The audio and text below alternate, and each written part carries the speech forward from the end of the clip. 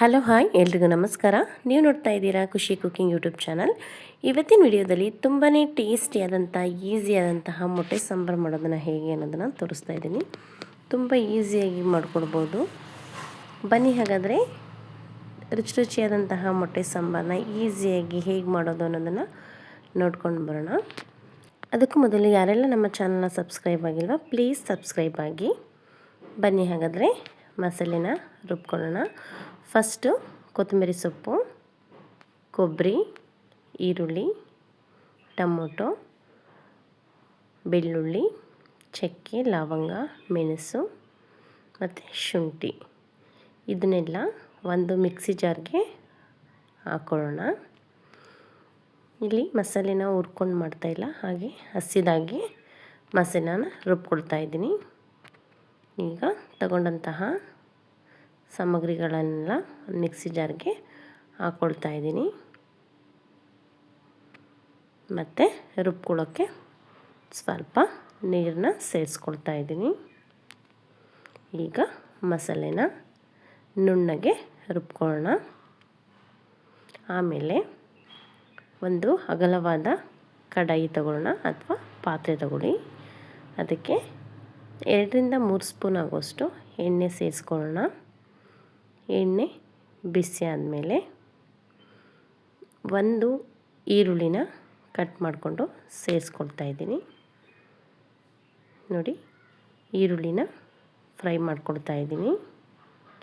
ಈರುಳ್ಳಿ ಸ್ವಲ್ಪ ಫ್ರೈ ಆದಮೇಲೆ ರುಬ್ಕೊಂಡಿರುವಂತಹ ಮಸಾಲೆನ ಸೇರಿಸ್ಕೊಳ್ತಾ ಇದ್ದೀನಿ. ಮಸಾಲೆ ಸೇರಿಸ್ಕೊಂಡು ನೀರು ಹಾಕೋಬೇಡಿ, ಹಾಗೆ ಇದನ್ನು ಫ್ರೈ ಮಾಡ್ಕೊಬೇಕು.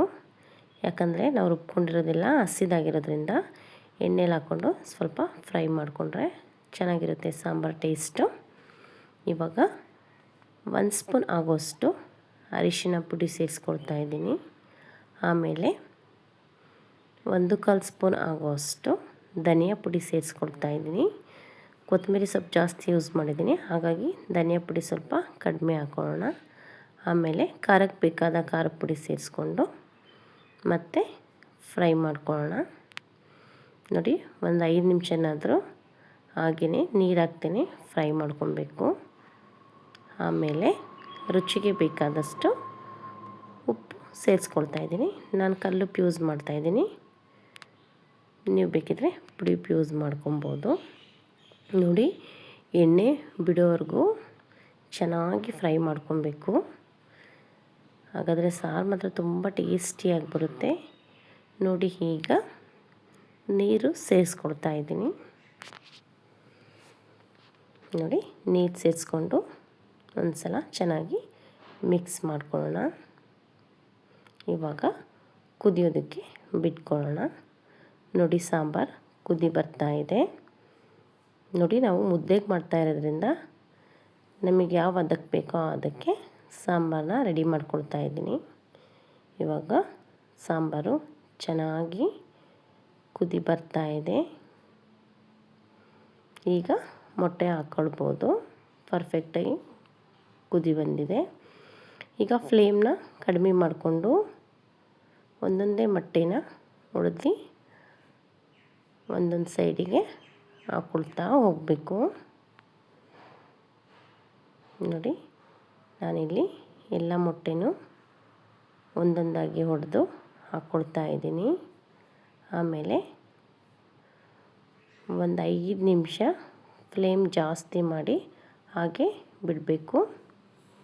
ಅದಾದಮೇಲೆ 1 ಸ್ಪೂನ್ ತಗೊಂಡು ಮೊಟ್ಟೆ ಎಲ್ಲ ಕೆಳಗಡೆ ಹಿಡ್ದಿರುತ್ತೆ, ಹಾಗಾಗಿ ನಿಧಾನವಾಗಿ ಒಂದೊಂದನ್ನೇ ಬಿಡಿಸ್ತಾ ಹೋಗಬೇಕು. ನೋಡಿ, ಮೊಟ್ಟೆನೆಲ್ಲ ಈ ರೀತಿ ಸ್ಪೂನಲ್ಲಿ ಬಿಡಿಸ್ಕೊಳ್ತಾ ಇದ್ದೀನಿ. ನೋಡಿ, ಪರ್ಫೆಕ್ಟಾಗಿ ಬಂದಿದೆ. ನೋಡಿ, ಎಲ್ಲ ಮೊಟ್ಟೆನೂ ಕದಡಿಲ್ಲ, ಚೆನ್ನಾಗಿ ಬಂದಿದೆ ರೌಂಡ್ ಶೇಪಲ್ಲಿ. ನೋಡಿ, ಸಾಂಬಾರು ಸಹ ತುಂಬ ಗಟ್ಟಿಯಾಗಿಲ್ಲ, ಒಂದು ಮೀಡಿಯಮಲ್ಲಿ ಆಗಿದೆ. ಮುದ್ದೆಗೆ ಮಾತ್ರ ಪರ್ಫೆಕ್ಟಾಗಿ ಆಗಿದೆ. ಮೊಟ್ಟೆನೂ ಸಹ ಎಲ್ಲೂ ಸಹ ಕದಡಿಲ್ಲ, ನೀಟಾಗಿ ಒಂದೊಂದೇ ಚೆನ್ನಾಗಿ ಬಂದಿದೆ. ನೋಡಿದ್ರಲ್ಲ ಎಷ್ಟು ಪರ್ಫೆಕ್ಟಾಗಿ ಮೊಟ್ಟೆ ಸಾಂಬಾರು ಈಸಿಯಾಗಿ ಮಾಡ್ಕೊಬೋದು ಅಂತ. ನೀವು ಒಂದು ಸಲ ಮನೇಲಿ ಟ್ರೈ ಮಾಡಿ. ಈ ವಿಡಿಯೋ ನಿಮಗೆ ಇಷ್ಟ ಆಗಿದೆ ಅಂದ್ಕೊಂಡಿದ್ದೀನಿ. ಇಷ್ಟ ಆದರೆ ಪ್ಲೀಸ್ ಈ ವಿಡಿಯೋಗೊಂದು ಲೈಕ್ ಮಾಡಿ, ಶೇರ್ ಮಾಡಿ, ಕಮೆಂಟ್ ಮಾಡಿ. ಇನ್ನೂ ಹೆಚ್ಚಿನ ಕ್ವಿಕ್ ಆ್ಯಂಡ್ ಟೇಸ್ಟಿ ವಿಡಿಯೋಗೋಸ್ಕರ ಖುಷಿ ಕುಕ್ಕಿಂಗ್ ಚಾನಲ್ನ ಸಪೋರ್ಟ್ ಮಾಡೋದನ್ನು ಮರಿಬೇಡಿ. Thank you.